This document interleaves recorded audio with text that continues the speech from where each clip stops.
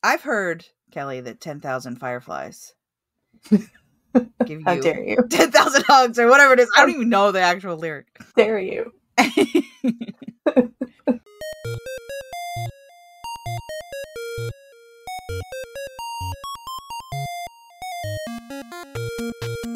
Hello, friends and fiends. Welcome to Bugs Need Heroes, a podcast where an artist and an entomologist team up to illustrate the inspiring abilities of insects by creating bug-themed superheroes. I'm Amanda. I'm always Kelly. Producer Derek and Desdemona are also here. Before we get started creating this bug-inspired hero, what's bugging you, Kelly? Oh, thank you, Amanda, for that incredible, as always, introduction. As of yesterday, I am 42 years fun. It was my birthday. And it's great. Is it your birthday, girl? 'Cause you looking like a present. Thank you very much. Mm-hmm. Yeah, it was nice. My husband took me out to dinner. He bought me a very super peaty scotch for my birthday, which I love. I want to feel like I'm like in a bog while I'm enjoying my scotch. I will pretend I know what that means. I'm like an 84-year-old man and a 42-year-old. You just want to sit in like a leather chair by a fire, a great hound at your feet.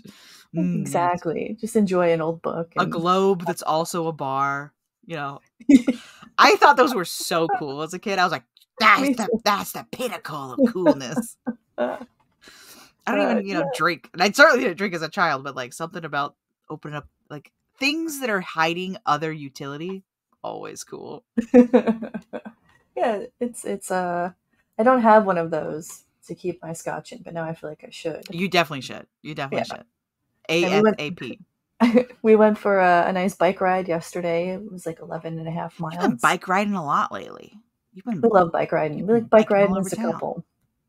It's good exercise and it gets you outside, and we have a nice city, so it's. And you can peek the booty when they're in front of you. Mm-hmm. I'm always checking it out. Yeah. Although we're both wearing bike shorts, so it looks terrible. Oh, they're padded. You like padded bike shorts. You're all shouldn't the tightness make it look nice? But if they're padded, that's like a whole different. That's a whole different thing. Yeah. Well, let me tell you, and I'll tell the listeners this: if any of them do a lot of biking, there is it rubs in spots, and it's uncomfortable around your butt and other areas. Yeah. My husband bought me a butt cream, basically called chamois cream or chamois butter. And you put it on you, but you also put it on the bike shorts. And I had zero discomfort after an 11.5 mile ride. Your butt paste went a long way then, huh? It did go a long way. I would recommend it. Chamois butter, guys. See, I am, the dad from, it's what my Big Fat Greek Wedding on here. He wants to put Windex on everything. I'm that way with Decidin, which is like the name brand diaper cream. I'm like, you got a problem? You should put some Decidin on that. Does it work for a lot of things? It works for everything. It's just zinc and petroleum jelly. Like mixed together. Does it just keep things from rubbing? You just slap it on anything, any problem you got. You got any skin problem, you should be putting Decidin on it. That's great. I love that. I love that very much. Little dry elbows, Decidin. A mosquito bite, Decidin. Decidin. Horrible rash, unexplained cause, Decidin. Just give it a try. I don't know how you. I don't know how I'm supposed to feel at 42. I feel like 28. You're supposed to feel like you have the answer to everything. Oh, I don't. No. I feel like I know. Constantly learning how little I know, which is the Dunning-Kruger. Yeah. Well, then Hitchhiker's Guides really let me down on this 42 number thing then. Yeah. So yeah, nothing's bugging me. My butt feels good. I feel strong and healthy. I'm another year older. Life is awesome. I know you hate when nothing's bugging, Kelly. That's fine. I mean, I get it. You're like a positive, future-facing person, and I'm just over here wallowing in my discomforts. Mm-hmm. Well, I just do it. I do it silently, so no one has to listen. I love it. You're just like quietly uncomfortable, like getting in an elevator and someone else is standing too close to you, and you say nothing. I might give you the death look. I can't. I need space. Their backpack is in your face, and they have no idea because their huge backpack is too big. What's bugging you this fine Well, I afternoon? immediately texted you about what was bothering me, and it was that a mosquito the size of a red-tailed hawk took a chunk out of my leg earlier this week when I was on a walk, and I slapped her. I gave her a 2 tight slaps. You And told her who was the boss. yes, I'm not kidding you when I say that her crushed little body on my hand was the size of a nickel. She was huge. I was like, I didn't even think they got this big around here. She was a big girl. Some do get pretty big. Not like, I don't know, not like crane fly big, which people confuse with You mosquitoes. imagine though if they were crane Cool. flies. I was like, oh So my glad they gosh. don't bite. Oh, they're gonna take a quarter of your blood being the size of a crane fly. But you said it really hurt too. It really right? hurt. Normally, I don't even notice mosquito bites most of the time. That's kind of the point of a mosquito is to try to get in and get out, right? Yeah. You don't want to get. And by the time you've noticed, is they're taking their little proboscis out of you. Here they come. But this one, I mean, it hurt immediately, and I was like, "Ow!" I've never had one hurt before, rather than just be like, "Oh, annoying," I wonder if there was like something in the saliva that made you. Wrong. It should be an anesthetic, but maybe there was something in there. Your body was like, She was irradiated and was at an unusual size, and I was reacting to the radiation entering my bloodstream. So, what kind of superpowers do you have now? I just also suck things, mostly fun, out of rooms. No, Amanda. That's me. Oh no. Well, I disagree. You usually inject fun into the room. Oh, thank you. Mm-hmm. Awkwardness is what I'm injecting. But we have a different summertime bug that we're talking about. As the inverse, for every mosquito, there must also be a firefly, and that's what keeps balance in the summer bug universe. Except for that, I don't have fireflies, not in the traditional sense, anyway. Well, you do have some fireflies out there, but there does seem to be like a more of a Midwest to East Coast firefly range. I've always wanted them. I've only seen them in person once. When you imagine like a field of grass and all the fireflies are glowing. Like I've only seen that one time, and I was like 8 or 9. Okay. Was this in Oregon? No, this was on a family vacation to Virginia. Oh, okay. To DC specifically, but we, toured hanging out with Mothman. Yeah, exactly.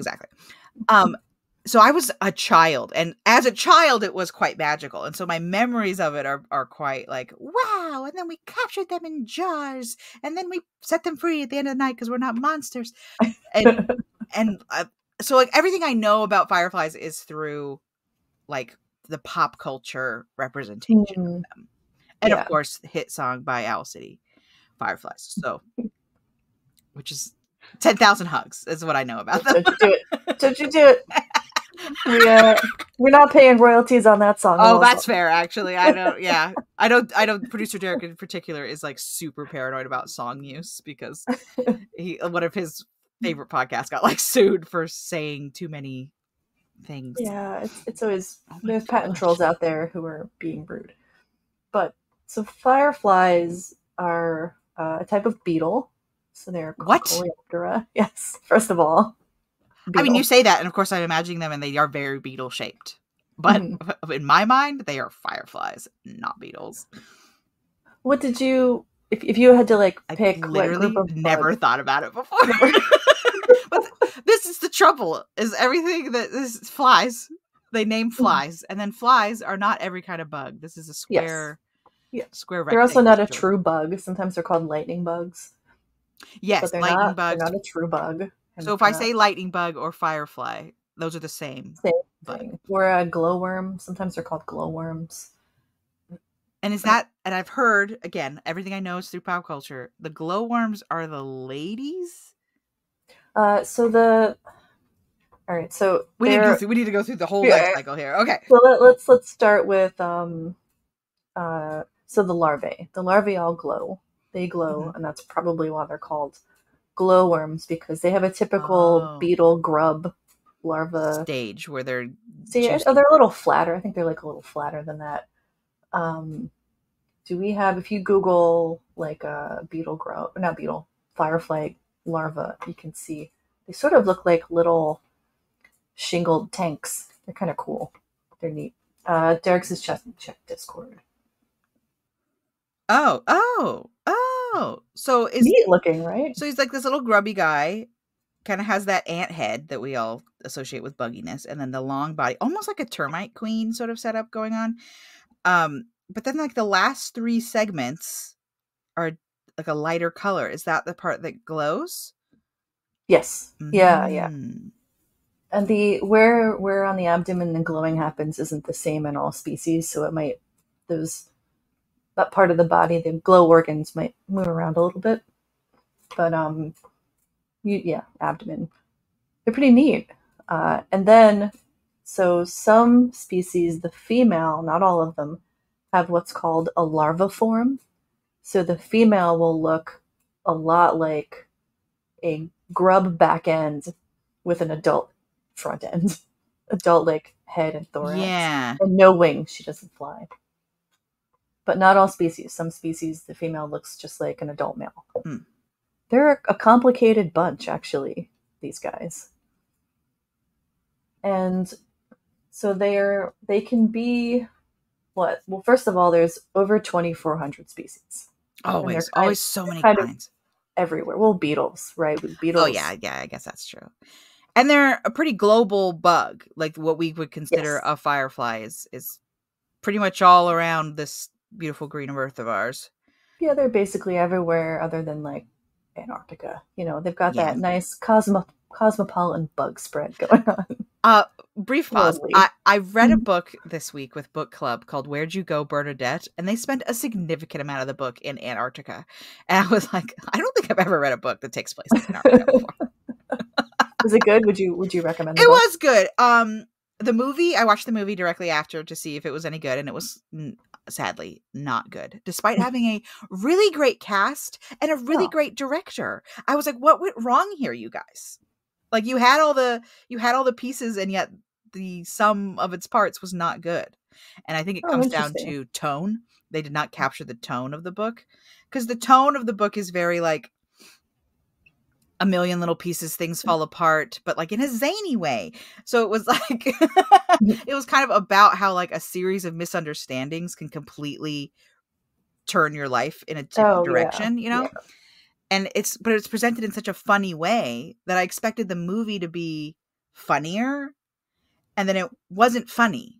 But it also didn't capture the humor. But one of the major themes of the book is about like loss of self, and about how every day these little things cut away at us until there's nothing left, right? And so I thought then you could make a serious movie out of it. But it didn't do either of those things. So it wasn't funny and it wasn't serious, despite the book being a very funny, serious book. It was weird. So I would recommend the book. I wouldn't recommend the movie, unless you're like a person who needs the visuals first. Then you can just watch the highlights of the movie. And I guess one more time before we get back to the fireflies, the title of the book. Where'd You Go, Bernadette? All right. I always love a good book recommendation. I would say the audiobook was particularly good. She's nice. Really working hard for the money on the audiobook. Well, I would say some of our fireflies are also working hard for the money. Working hard for the money. Oh no, there I go again. I'm singing more songs that we can't pay for. Just like 2 seconds of the song. I think yeah, I don't know how long you have to sing a song before they're like, copyright claim, please. So they can be, so size wise, I think around me on the East Coast, at least I'm probably usually looking at the common eastern firefly, and they're like about half an inch in length. I would say a lot of the species are probably around half an inch. Mm-hmm. For our global listeners, it's 1.27 centimeters. I try not to Americanize everything, but it's so hard because this is where I live. Yes, exactly. That's the metric your brain uses, not metric. Yeah. Well, my brain uses metric because I'm a scientist. Oh, but yeah. But I don't communicate to other people in metric because Right. no one in America knows what I'm talking about. So Yes. Okay, I see. everything is inches here. But so I guess I'm a scientist. Oh, I'm having that moment where I'm like, am I a scientist? I'm a scientist. Don't let All the right. imposter All syndrome right, get you Kelly. down, Kelly. You are You're a a scientist. scientist. You look at things and then write it down. That's all it takes. That That's is all it exactly takes. my job. Yes. Look I and then look write it at down. stuff and then I make a little notes. Boom. Instant The scientist. math is mathin', she said. But some species are teeny tiny. They can be like 0.35 inches, which is about a tenth of a centimeter. So, or almost 1 centimeter, 0.09. So really, really little, all the way up to an inch. But there's this wild group. So it's a particular genus, and the larval form can be 4 inches long.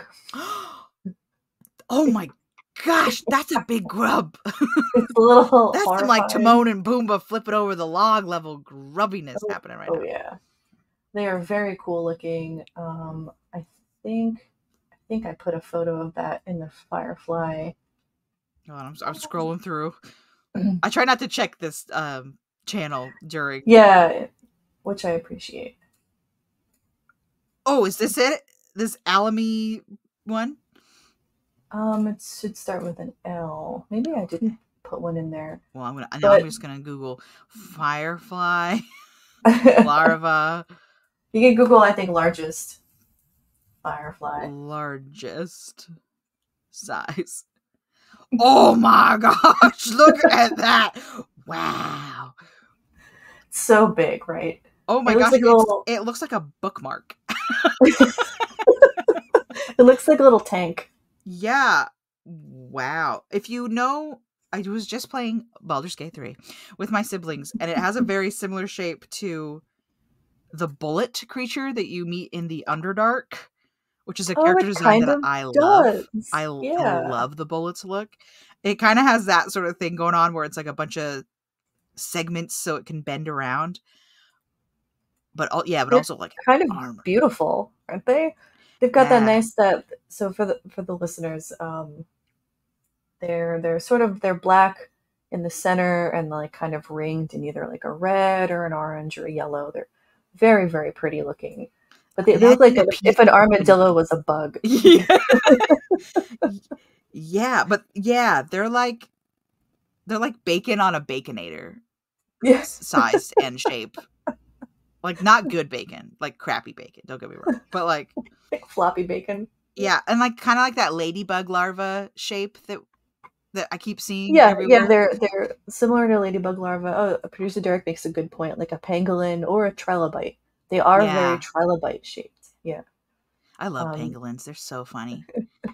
Nature finds shapes that work and then repeats them. And many armor pieces lined up like an accordion works. Yeah. Well, it gives you flexibility, right? So they need flexibility. This one I'm looking at looks like it could be a lava Pokemon, like a Pokemon that breathes lava on you. I'm like, oh man, he's like a toasted marshmallow. I guess they are a little lava-like. Yeah. But this, so having this like body structure works because they're generally the larvae are predatory. So they're on the move. They got to be moving around. They're probably moving through the grass, and the soil, under stuff. And what this 4-inch one is eating stuff? He's a predator. Look at him, he's hungry. He's a big boy. He's a big boy, and he's got to eat. Because here's like a regular firefly compared to a penny, and it's more the shape and size I'm expecting. And then there's this whopper hanging out the size of this guy's finger. Okay, all right. Calm it down, firefly. Yeah, those are just the larval stage. And then they pupate. They'll like go down into the soil a little bit, and they'll pupate and pop out as adults. And the adults are also incredibly varied. Derek shows one that's a normal, respectable size. Respectable gentleman. We'll share. This is a photo from our friend Kevin Weiner, and we'll share these images on Instagram and everywhere else.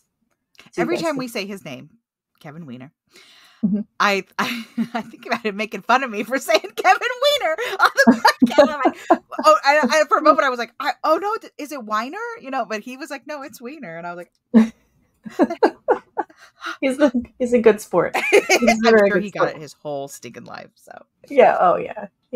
Had a nice phone call yesterday for my birthday from Kevin Weiner too. He's a sweet guy. He's a birthday rememberer, that Kevin. He is, yeah. You know, you've always got a few of those friends where like, oh, you know, you're getting a text from that friend, and they don't even have Facebook, so they don't. They're not getting reminded by Facebook. They just know.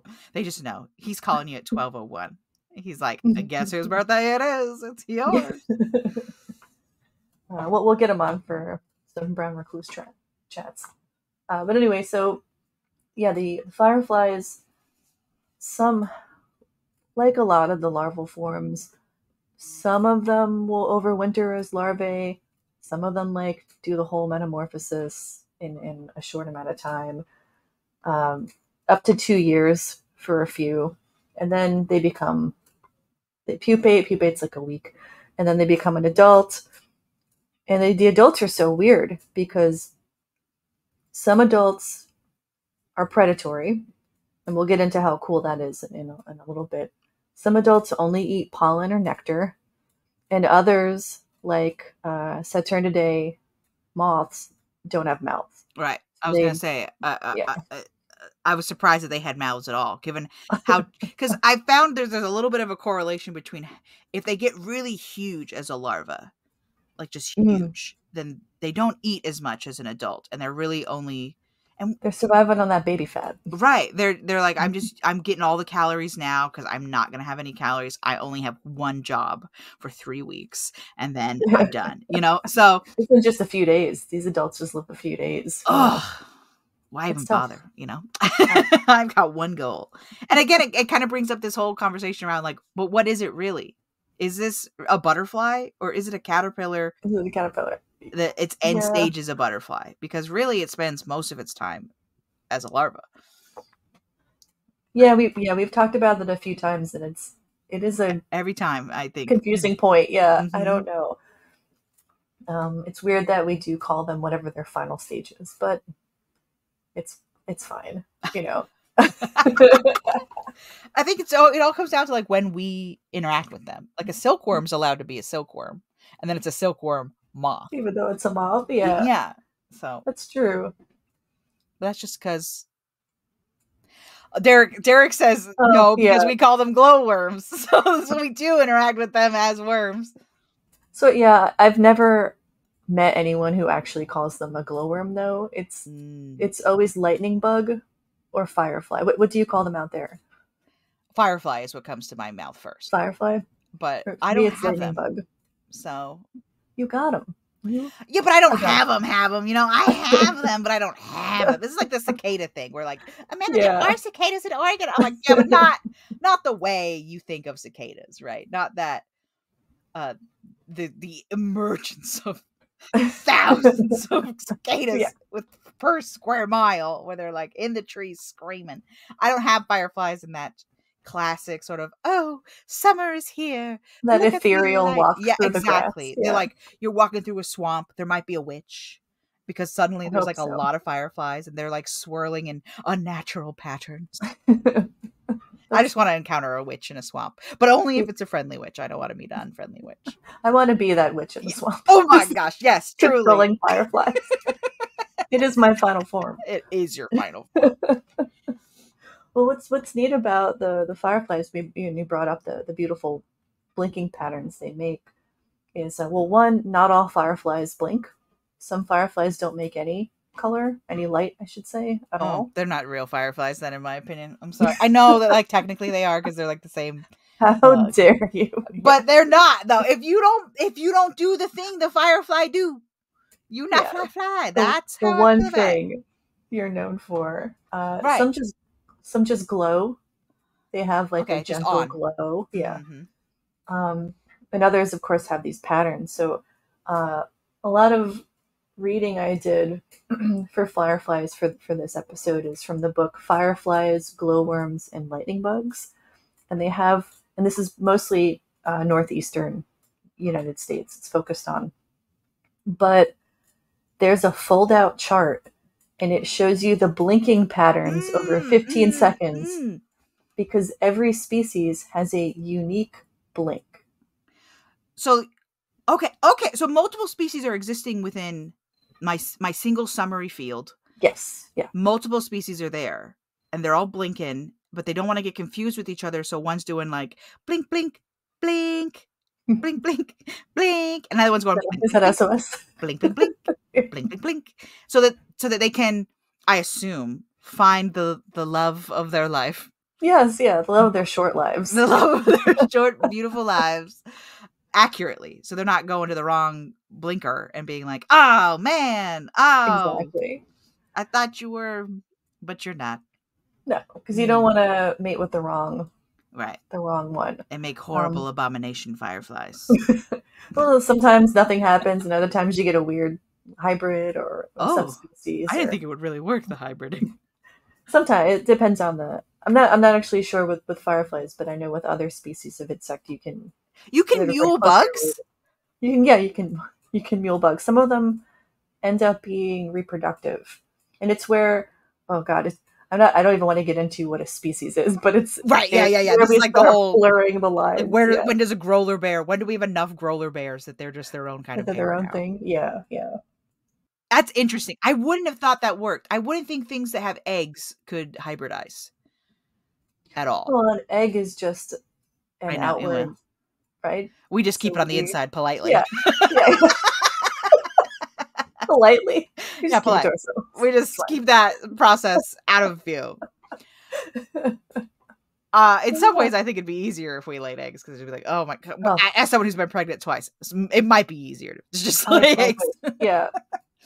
Having to push out an entire human note. Oh my gosh, it's a lot of work. I chose not to do that. I mean, I don't blame you for that choice at all, because I mean, not to get too personal on the pod, but I didn't even push them out. I got sunroofed both times, and that's not fun. Okay. So.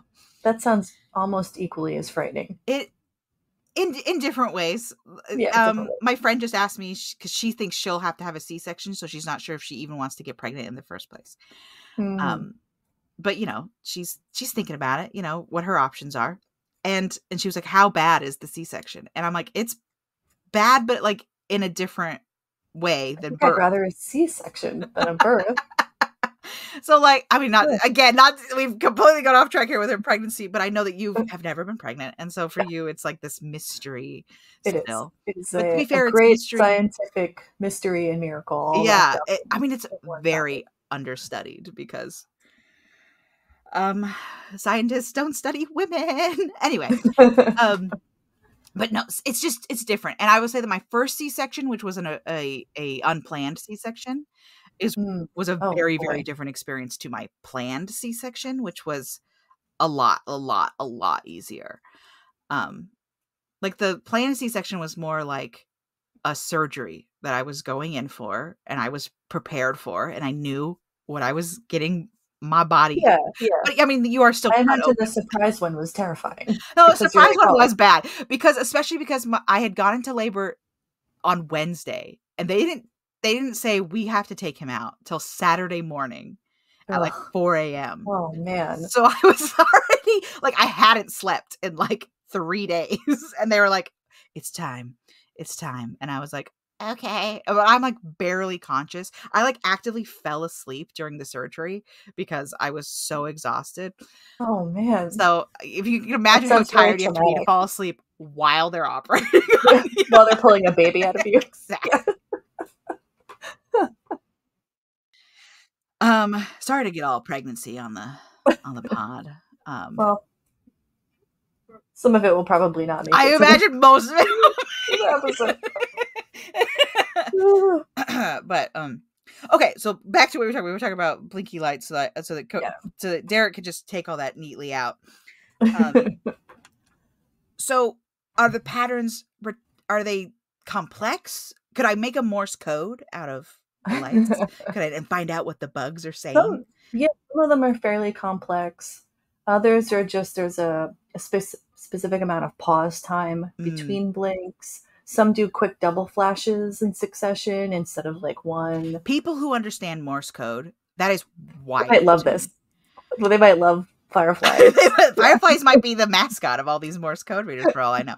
Because like some people, and not so much anymore, obviously, because we've changed technologies. But like that, It's very cool. Yeah. and like they can just hear it, and their brain translates it. You know, it's like any language. Eventually, you get fluent enough in it that you can just hear it and you know what it means. And that is crazy to me. That's like robot. It's very cool. Well, but they also, so you've got the flash pattern that tells you what species it is. And then you can also narrow it down. So if you're not really good at looking at flashes, you can look at the color. So, and it'll tell you which genus that they're from. At least, again, here, mostly this is mid to eastern. When you say firefly, I'm imagining kind of that Mountain Dew, but also radioactive color. Radioactive Mountain Dew, if that's a color. Well, I guess that would be maybe Photorus, because it's green. So they flash green. And then Photinus is yellow. And Pyractomena is, in the book they call it amber, but to me it feels kind of almost orangey. So if you can see the color, you can start to narrow it down on what genus you're looking at. And then from there, maybe species, especially if you can figure out that flash pattern. I Googled firefly colors to try and see what the spectrum was, and it auto-corrected to nightlight insect. I was like, nightlight what? Do people call them that? Yeah, okay, so this one's quite yellow. This one's more that green color. And then there's what they label as amber. I'd say it's amber, because it's not quite pure orange, but it is definitely on the orange side. I can see what you're saying there. So it's kind of cool that you can figure out what they are. So I know in the East, I think it's Virginia, or no, it's maybe in the Carolinas. There is what they call the blue ghost, and that's Phosphus reticulata, and it looks blue from a distance, but when you get close to it, it's green. They don't actually make blue. It's just kind of something about the atmospheric quality of it.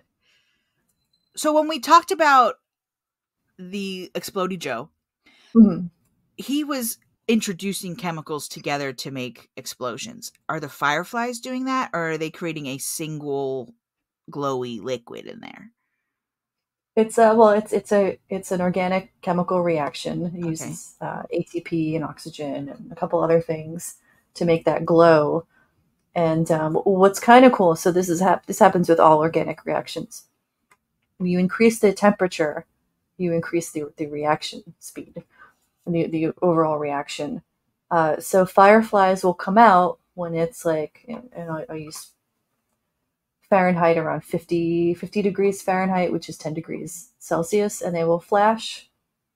Listeners, I'm making a little flash movement with my hand. Her hands are opening and closing as if the lightning bug is flashing. So say it's doing this, and then as the temperature increases to 85 degrees or 29.5 degrees Celsius, it doubles in speed. And it's because the reaction is just faster. Happening because of the heat. So on a hot day, that pattern will be much quicker than on a cooler day. But are they mostly at night? Are they out during the day too and we just don't see them? But they can see each other? Some are out during the day. Some are diurnal, some are nocturnal.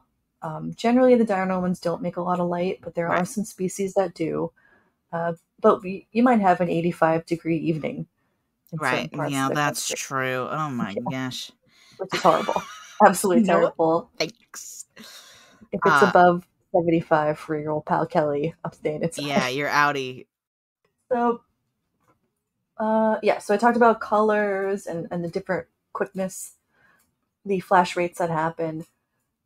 So I did mention that some adults are predatory. Yes. And this is where the fun begins if you're a fan of Star Wars Episode 3. So you like a good quote. The only Star Wars quote I regularly know is that there's always a bigger fish. There's always a bigger fish. I've got a bad feeling about this. I got a lot of. There's a lot of Star Wars quotes out there. Just bring it here. But so some species of firefly, the females will mimic the response of females of different species. So the males will come and then she will eat him. Love a trap. It's a trap. Another Star Wars quote right there. That's a trap.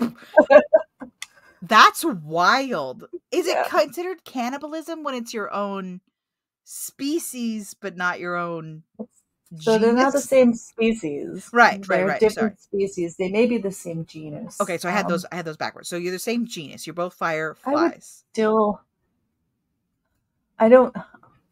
I wouldn't consider. It's hard to say because cannibalism because they're all fireflies. Yeah. But they're not. It's not like when a spider eats a male of its when a female spider eats a male, or a praying mantis eats the head off of a dude. Yeah, which they actually don't really do very often. That's like a captive behavior. Yeah. But like if a wolf spider comes across another wolf spider, like a baby from another mother, and eats it, that's cannibalism. Right. But I don't know. I think cannibalism is fine, even though it's not the same species. It's not quite cannibal. I'm not sure what it is. I just saw a thing, I think it was on All Bugs Go to Kevin, where it was like a ladybug eating the larva of a different ladybug. One of them might have been I saw that one. The Asiatic beetle or whatever it was. But they were both, to the human eye, the layperson, it looked like a ladybug eating a ladybug. Does this count as cannibalism? Because it was that same question of like, it's not really, but also it doesn't feel like it's not. Yeah. It feels like if it's not cannibalism, it's immediately cannibalism adjacent. Cannibalism as close as you can get without technically being cannibalism.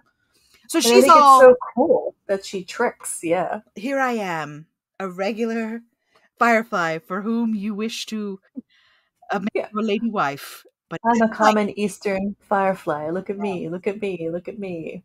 And then surprise, I'm Photorus versicolor and I'm gonna eat you. Snaps. You thought, but you were wrong. And so is she significantly bigger than them enough to eat them, or is she just really good at snatching heads off? Sometimes they're bigger. It depends on what species she's targeting. Because they do. So Photorus versicolor is what we call a species complex. Mm-hmm. So it could be Photorus versicolor, I don't know, New Hampshire eye. Oh, okay. You know what I mean? It could be like a subspecies of this one. Kelly's apartmente. Yeah. Oh, I wish I had cute little fireflies in my apartment. But like specifically to your apartment only, yeah. But just me, yeah. So they might feed on different things, but they do target males because they're responding to male flashes. Mm-hmm. And they specifically target species that produce lucibufagins, which is a steroid, and it's a steroid that tastes awful to vertebrates. Oh, so it's like that bittery blah blah blah blah. Yeah. Because I've seen videos of like a dog with a cicada in its mouth or whatever, but I've also seen, where they have the glow in their mouth and like you can see it buzzing every now and then, but they don't seem to eat it. They just kind of hold it in their mouth, and that must be because of that nastiness. It's gnarly. Yeah, so Photorus versicolor doesn't produce the steroid itself. So they're looking for males that do. So now you've got that in your body, and now you are not fun to munch on. Extra not fun. We saw that a little bit with the Dassad beetle, whose real name was what was its real name? It was not that many episodes ago. I should really remember what its name was still. Which beetle? The oil beetle. The oil beetle was stealing. Dermestid. You're trying to say Dermestid? Yeah, I think that's what I should. I heard Dassad. Oh my god, the oil beetle was the one that we ended up naming the episode for the Marquis Dassad because okay, yeah. But yeah, she was eating. No, she was being injected by the dudes, and then her blood would get spicy. So this firefly is doing the same thing. She's eating him because he has the nasty. He has no juice. Yeah, he's got the nastiness inside. He's Miss Jackson if you're nasty. It's fascinating. I love the trickery And the trickery is not only for food. Humans don't. This protective chemical. Yeah. Humans don't do this thing, but I see it a lot in the animal kingdom. Like, did you know that poison dart frogs aren't poisonous unless they eat specific things? That's wild to me. It's and like flamingos similar. aren't pink unless they eat specific things, but like humans don't do this as much. We don't do, I mean, I guess if we ate enough carrots, we would turn orange. But we don't absorb the greater qualities of the things we eat. I mean, I'm very sensitive to the smell of Indian food. So if you eat a bunch of Indian food and you are next to me, I'm gonna have to remove myself from the situation. When I lived in the dorms at college, I had I ended up moving to the dorm super late in the year, like signing up to do dorm really late. So they just put me where they could put me, which means they actually ended up putting me on the floor of this building that was reserved for international students. So I was somehow put in between, like every single one of my neighbors and my roommate was Chinese, which was really fun. And I learned a lot there. But like my neighbors next door never got on American time. They just continued to live on China time. Go to classes and stuff. So they would go to night classes and morning classes and then stay up all night in between. Oh, that sounds very unhealthy. Very unhealthy. Like your body. So I would just hear Michael Bay movies through the wall at any time of the night because it was just these two dudes that loved Michael Bay movies, and they took classes at 8 p.m. and they took classes at 8 a.m. and then they slept when they got home from that 8 a.m. class. It was wild. But all this to say that my Chinese roommate told me that Americans smell like milk. Oh, probably, yeah, because they don't there's a high level of lactose intolerance. Yeah, lactose intolerance is the default state of humans. Yeah, we fought our way tooth and nail. Yeah, I think we talked about last week that it turns out the Europeans just decided we were going to drink milk. I've also heard that from other people that Caucasian folks smell like beef. A lot of beef in it. Like we just smell like milk and hamburgers too. Yeah. Well, I can't say that they're wrong. I mean, if I had to say what it was likely that my husband smelled like, he'd smell like milk and hamburgers. Just cows in their various food forms. Yeah. So other than smells, I can't really think of much that. Yeah, we don't really do anything else. No. Not that I can think of. And there's a lot of like demon mythos where like they eat your heart and they absorb your strength, that sort of stuff. Yeah. But like in reality, I wish we could eat things and then take on their cool. forms. That'd be very, very cool. Oh, you have something I want. Now I'm going to eat you. I think there are some serial killers who assumed that they were like absorbing their strength in that way. But imagine if you could eat scorpions. And now you had like scorpion blood. That'd be awesome. What would you do with that though? I don't know. Not get eaten by mosquitoes? Mostly that. I guess. They'd be like, oh, you taste like scorpions. Goodbye. But it's yeah. I mean, other than like, like you mentioned carrots can make your skin a little orange. That's kind of about it. Silver. And you turn blue, I think, when you have too much silver. Oh, colloidal silver. Yeah, that's like I watched a documentary about a cult, basically, where this woman called herself Mother God, and then she was fully blue by the end of her life. Unfortunately, she lived a rough life. Yeah, and I've heard that like that's one of the ones that doesn't go away. Like carrots, if you change your diet, you'll un-orangify. But like if you're blue long enough, you're just blue. You're just blue now. Sorry. Yeah. Yeah. We can't detox this blue out of you. No, you can't. You're just like that. But yeah, so they've got the light, they've got the that steroid. They're just pretty cool. Of course, I'm thinking about superpowers. Of course, they fly. Yeah. Yeah. Which is the most boring superpower for bugs. They all do that. You really have to point out when they don't. So the hoppy grasshoppers are kind of cool. That's like a different. There have been a couple of Firefly heroes.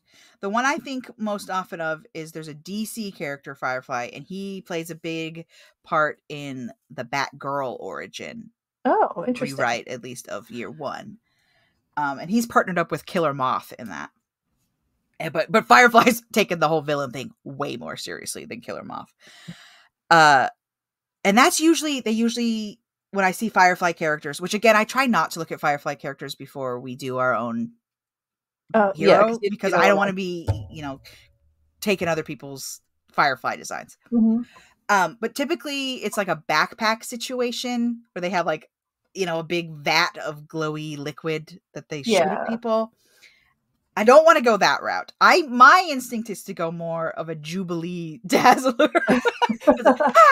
Oh, fun. I assumed we would go male because I apparently falsely assumed that the males were the ones doing the blinking.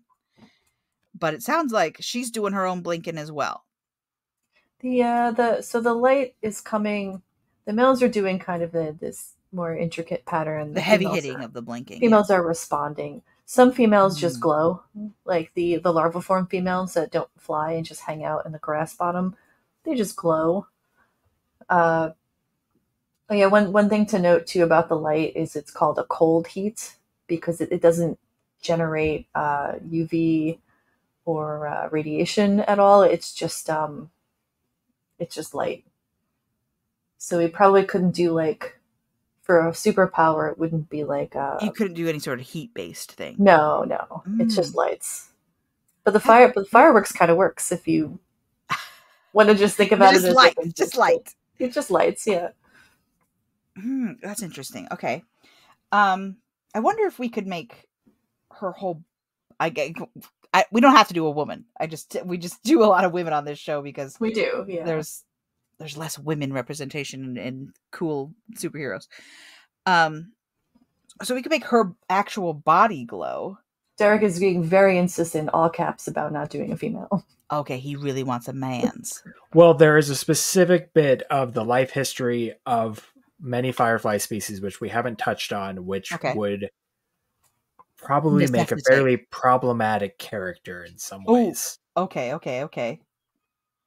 I mean, I did talk about the larva form female, and I would assume if Amanda was going to make a female, it would be an Amanda adult does not know what female. larva form means. That's true. I don't. Oh, I guess. Did you see the photo? She thought those were just the larva. Oh, you thought those were the babies?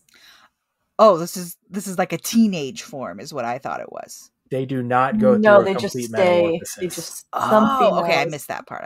Only it's some like an species axolotl. stay that way. Oh, so it's axolotly, and then it never gets rid of its gills thing that the axolotl. Well, it's got a grub butt and an adult head.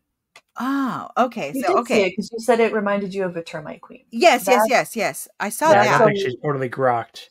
I did not fully grok that was the end. That's a larva form female. Not all females remain in that stage. Some do go through complete metamorphosis. Okay, so that's a species specific thing. Yeah. Interesting. Okay, so when I earlier said that I thought that the worms were the girls, I think I must have heard this sort of situation before and didn't comprehend what that really meant. Okay, interesting.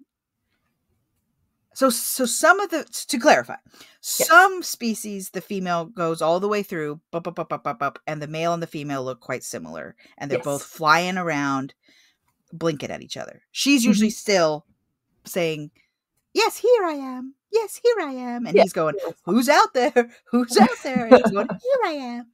Unless, of course, she's saying, "Here I am. The devil is not an imposter, but," and then he gets eaten. But then there's other species where she only goes as far as transforming her head into the adult stage that we think of, that anti-head. And then her booty buns stays that larval shape. The booty buns are very grub-like. Really, and she has no wings and she just hangs out. And she's still okay. That must be what I'm thinking of. Yeah. When I said I thought only glows though. She still glows. Okay. See, this is the thing. They're all fireflies. Yes. But that seems to me, to my layperson knowledge, that seems like that would qualify you to separate it to a different thing. But obviously I'm just a layperson. Well, they're still that sort of helps speciate them at least. Yeah. But yeah, there's options. There's options out there when you're a firefly. Oh, we should also mention that there are some of the when they come together, some species will synchronize their flashing.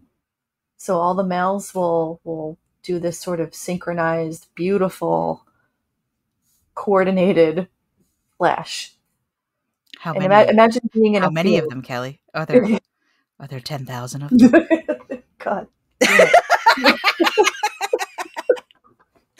There are 10,001 fireflies out there doing beautiful coordinated flashing, and there are places you can go. So if you're near Elkmont, Tennessee, first week of June, they have like a, sort of a big deal about it, and you can go check it out. If you're near Congaree National Park in Hopkins, South Carolina, you actually have to sign up for a lottery to go visit the park to do this because it's so popular. People are very excited to go.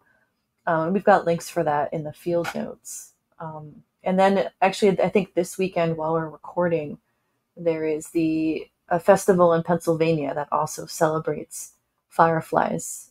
There's a link to that in the show notes too, but people love fireflies. They really... I mean, we talked about that a little bit, how they're a global bug, and I know that there's Native American mythos about it, where I remember this only vaguely, so I apologize if I get the particulars wrong, but the fox wants to glow like the firefly does, and so he tries to steal their glow, and he lights himself on fire on accident.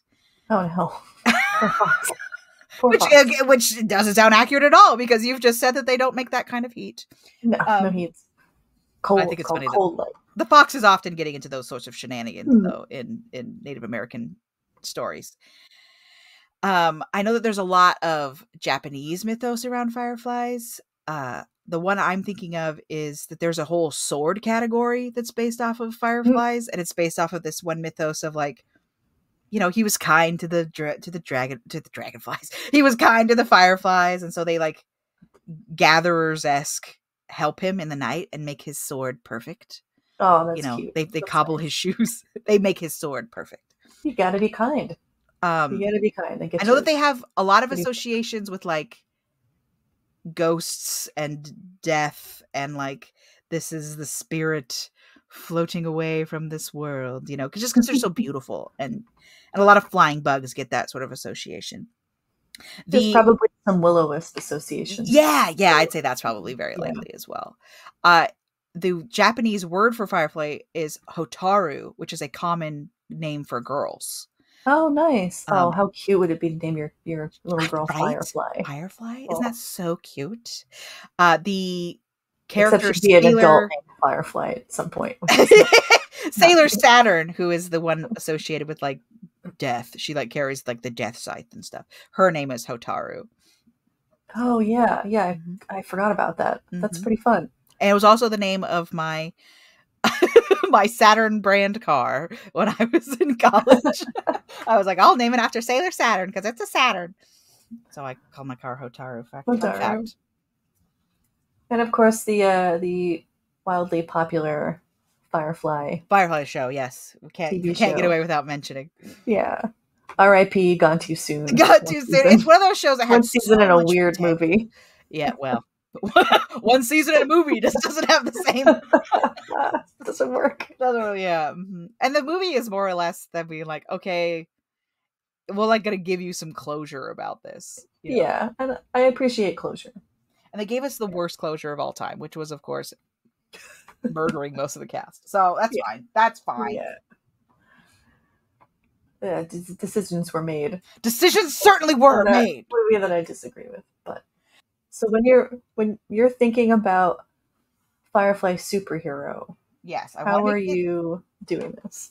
So we had one biggin boy, and we've had a lot of little boys. Mm-hmm. So I think we could probably go with a medium-sized, normal size, an average boy. Yes. I keep thinking of there's this game that my friend loves where they wear these little triangle shaped cloaks, and I keep thinking that a hood where they're wearing a little hood. They look like they're wearing a little hoodie. A little tucked and yeah.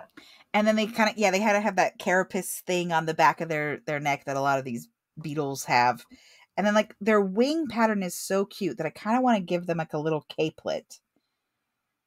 And then make their glowing come from within that capelet.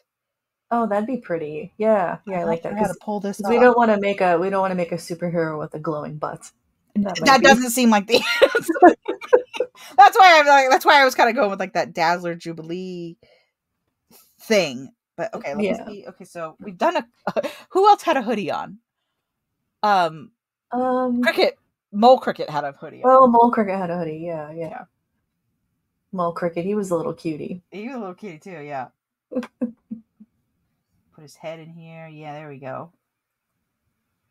Although they are a summertime bug. It feels weird to put a summertime bug in a hoodie. It'll work though for the whole.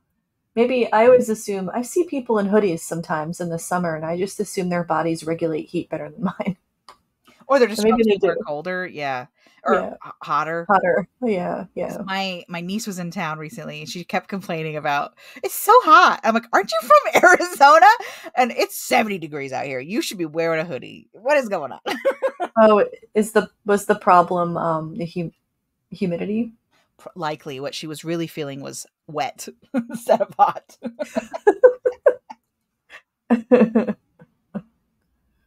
But also, though, sometimes this is the paradox is that you live in a place that's hot, so you spend all your time indoors in the AC. Because my mom had that when she went to Las Vegas. She was like freezing cold in Las Vegas because she packed clothes to be in the desert, and then every single building she walked into had the AC set at 55, and she was like, ah! You gotta bring a hoodie. Okay, this is a very boring pose. I gotta come up with a more interesting pose than this. How would you? I guess while you're drawing, then how would you rate our friend Firefly? I mean, we didn't talk a lot about how. I mean, this is one of the staple bugs. I feel like this is like if you're going to talk about bugs, you have to talk about fireflies at some point. There's like ladybugs, regular houseflies, fireflies, and butterflies. Like those are staple bugs. Mm-hmm.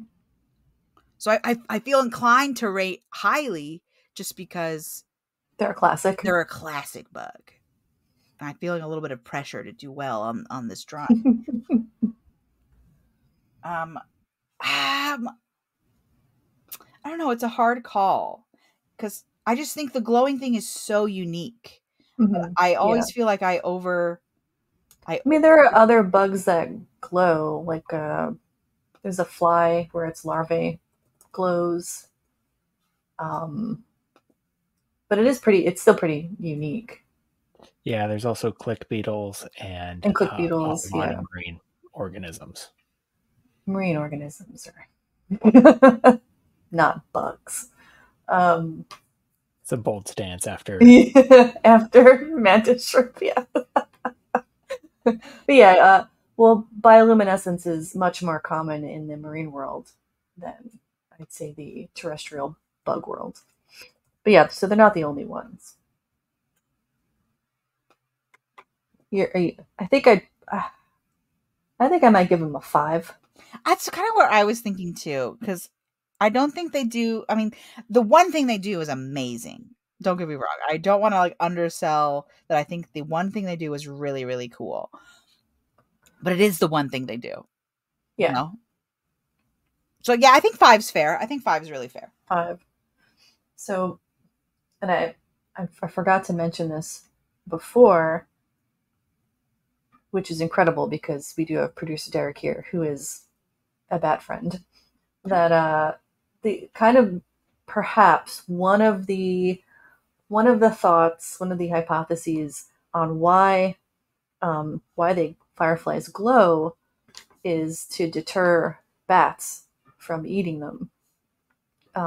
That bats may have like pushed this evolutionary path to recognize that, oh, this is not something I want to eat. If it glows, it's unpalatable. Okay. So the whole like the color thing, right? What's the word? Oppose. But it's aposematism. Aposematism, yes. Yeah. And but instead of nighttime. But it's nighttime, so they can't be like, I'm bright red, don't eat me. They're like, I'm glowing. If you eat me, I'm gonna taste super nasty. Don't even bother. Don't eat me. I'm nasty. Yeah. And then it evolved into a mate finding situation. Oh, okay, that's interesting. So the predator avoidance was first, and this is one hypothesis. I think it's pretty fascinating to think about. Well, this is what's incredible about ecology, right? So ecology is the study of organisms and how they interact with each other and the environment. And this is like a very directed push through evolution by bats on this insect to glow, to create luciferase is the chemical. Lucifer means light bringer, that's his name. So pretty rad, pretty metal that they produce something called luciferase. That's where the light comes from. But when watching or understanding the evolutionary push from one organism to another, and just how crazy that outcome can be, like a glowing abdomen, is just fascinating. And evolution is awesome, and biology is awesome. It's cool. We're always learning. We're always learning about why this happens. Okay, so I've changed gears a little bit away from hoodie and more into cloak. Oh, okay. Maybe that's my Ren Fairs happen in the summer influence here. Are you going to a Ren Fair this summer? We already went to one. We went to one in June, the Oregon Renaissance Fair in Canby. Unfortunately, it was like the day after Cousins left, and so my son was like still kind of exhausted from like all the cousin fun, and so he didn't have as much fun at the Ren Fair as he usually has. But they had a cat circus, and he was on the ground rolling with laughter at these cats doing circus tricks. That sounds very cute. Very, very cute. What do their little faces look like? I need to see what this little face looks like. Tiny head, mostly eyes. But not big eyes. Yeah. Oh, yeah. They do have big eyes. Little pinchy man. Cute little face. You really undersold me on this face here. This is a cute little face. All right, I do have big eyes. Big eyes. Big eyes. Oh, all of a sudden we've got a little bit 90s I guess Spider-Man with this lip. Their head is mostly eyes. Oh, Derek just put a much better photo in the Discord. If you check that out, by Kevin. Look at that eyeball on that guy. Help me out, Kevin. Yeah. Big ol' eye. I always default to like goggles, so I'm going to try not to do goggles this time. And then they're cute little, they got this cute little yellow banner around their... That's like the hood you were going for, right? Border, I think, on the thorax. I think, do like this. Kind of covering the head. It's very pretty. That's like the classic Firefly look. Okay, I'm going for a medium-sized boy here. I've actually gone fairly unisex with the design so far. It could be anyone underneath the mask. We should come out with like a clothing line that's just based on bug patterns. And okay, I need to like, how do you put your hands if you want to dazzle somebody? Kind of like, yeah, just straight out, sort of. I need a Dazzler-esque pose here. Derek says a bright red thorax like E.T. like glowy tummy. Oh. I gotta make Glowworm's arms longer here. I'm not sure this reads Firefly. I think I need to change the proportions on this. In what way? Well, I gave him big gloves and big feet that would still glow, but I'm not sure it's reading Firefly now because like big hands isn't really they don't have known for. No, they're more body. Yeah. All right. Zip. I think I'm gonna change gears on this then. I reserve the right to change his legs after recording. I'm just trying to get the idea. I'm just trying to get the idea down, and so his legs aren't great. He's got a little bit of a frog body going on, where he's got these teeny tiny legs and a big torso, but that's okay. Yeah, that's fine. I'm gonna give him a big belt, just because a Firefly seems like something that has a belt. Actually, no. I'm just gonna give him jeans. I'm trying to inject some summerness into him. Oh yeah, not shorts. Well, the effect I want needs him to have long pants on. Jorts. I can give him jorts. Yeah, let's jort him. No, he needs to have longer pants. So I could Bermuda short him where it's like down to his knees. Yeah, let's do that.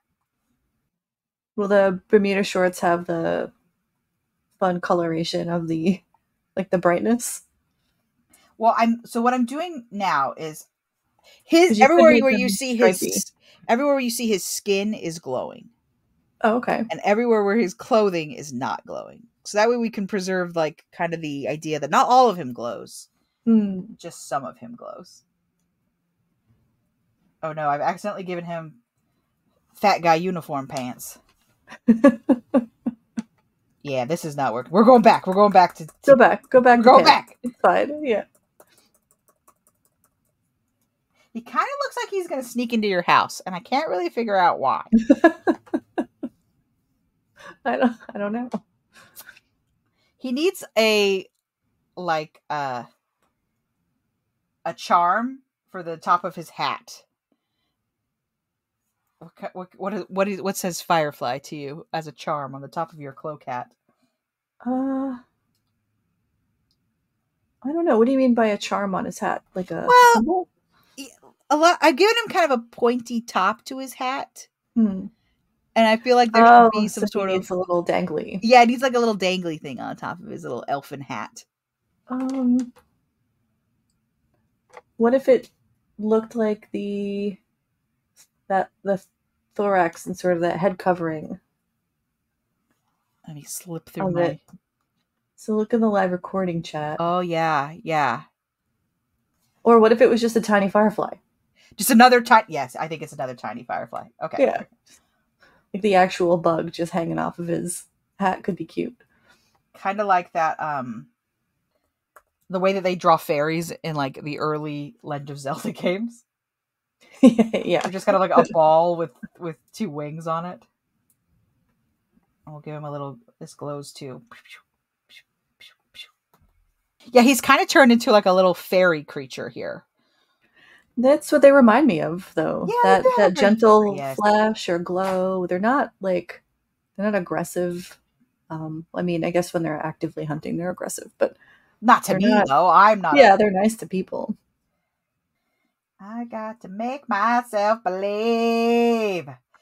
Fairies are only aggressive when they're stealing your children and replacing them with their own. Oh no! Or with a log that looks like a child. Another good book I read recently, Emily Wilde's Encyclopedia of Fairies. And it's set in England.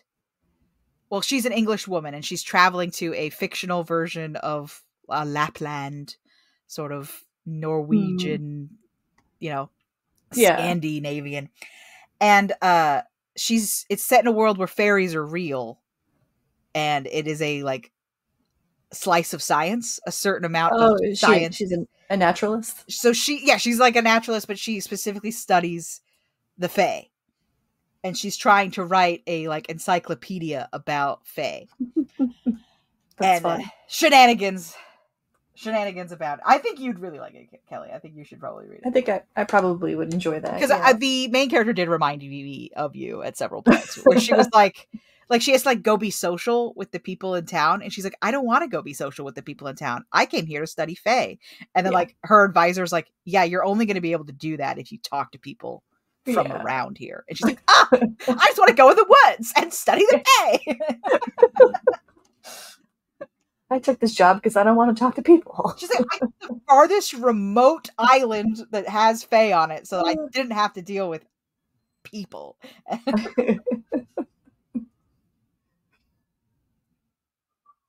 Although I like to think I'm fairly friendly. No. And that's part of it, is people really, were like, I want to tell you about my fairy stories. And she was like, great. But she was like, oh no, I'm going to say the wrong thing. She says the wrong thing and offends the mayor of the town. And she's like, what happened? I would be afraid of that all the time. Yeah. And she's like, I don't understand. What did I do? And people are like, well, you offended the mayor. And she's like, how?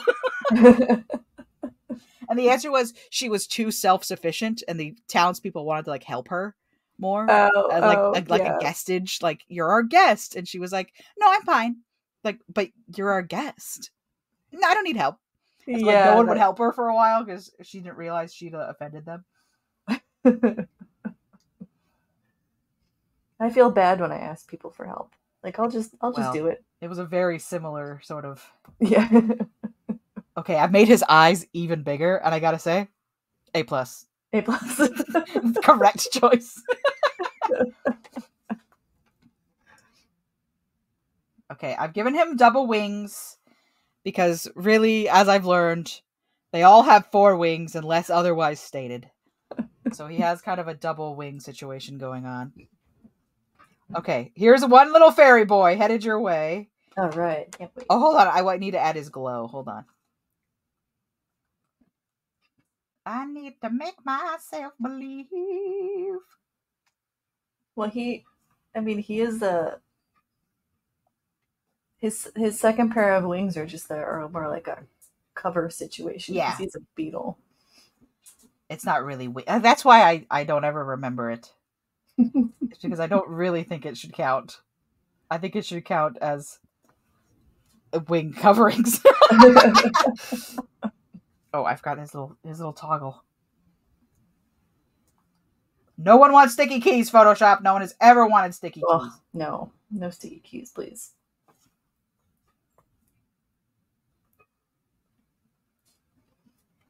Oh, my radioactive Mountain Dew is too green. Hold on.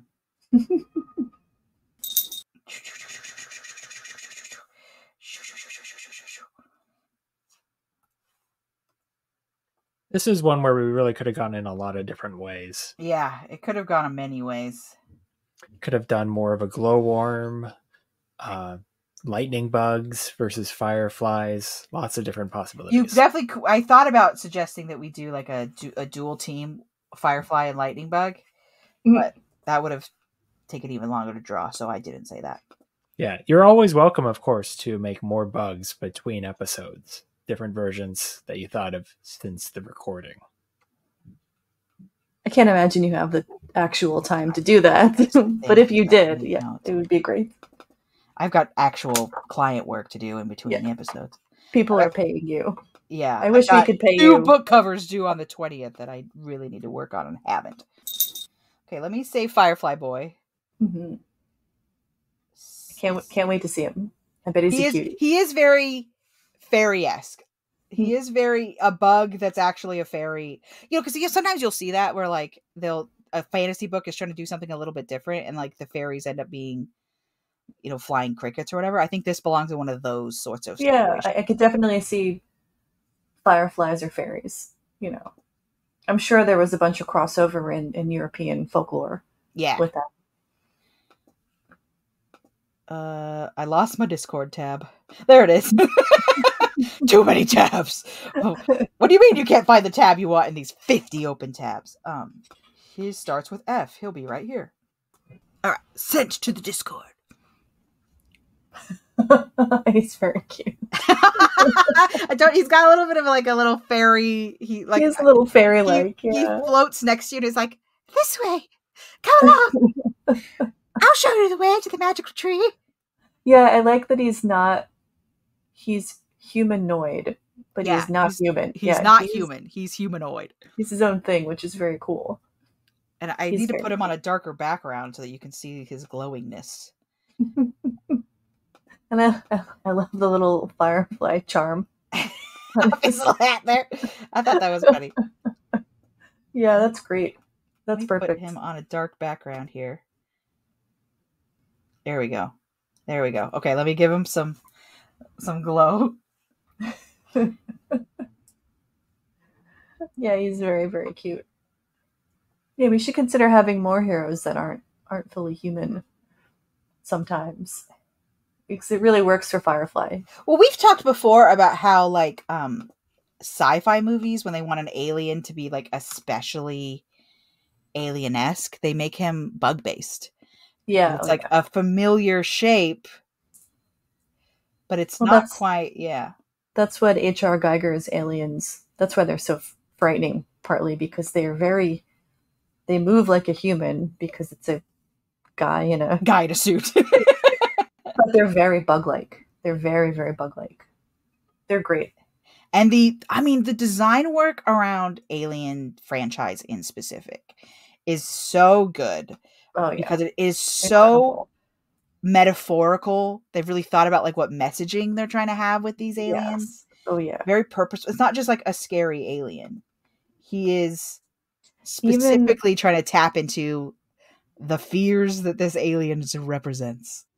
Well, even so I've read like the comic books and I've listened to some of the audiobooks and read the books, and there's always a story in there. There's always like a metaphor or this is, oh, we're getting glowy.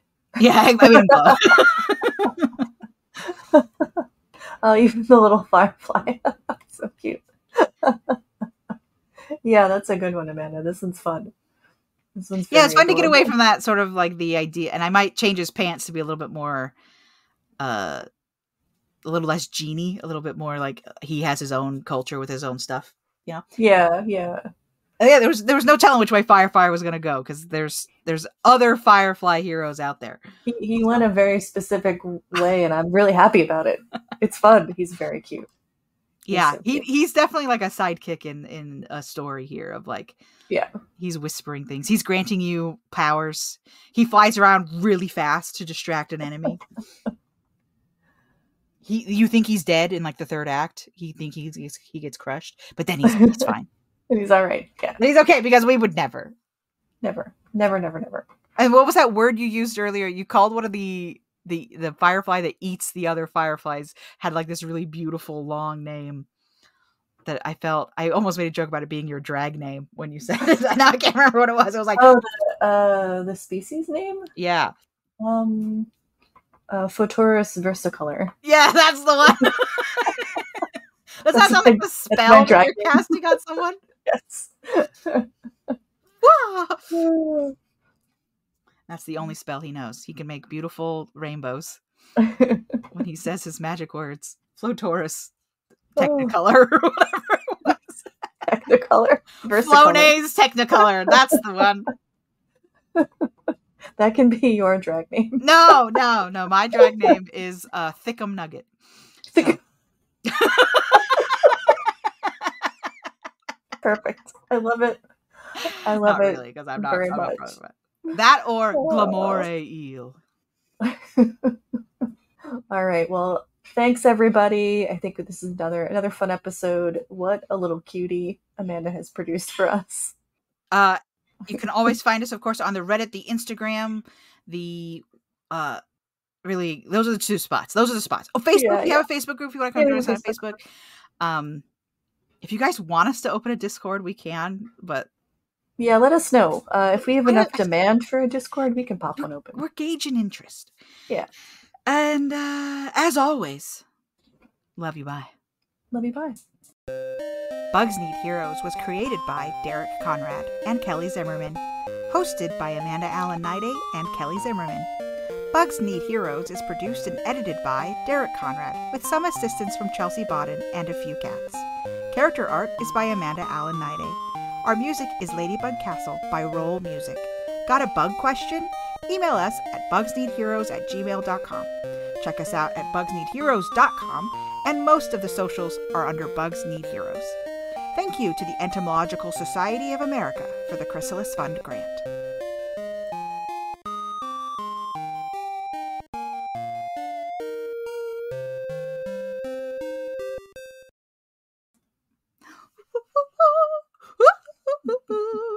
Okay. About 30 minutes of this 2 hours was us not talking even about Jasmine sucking.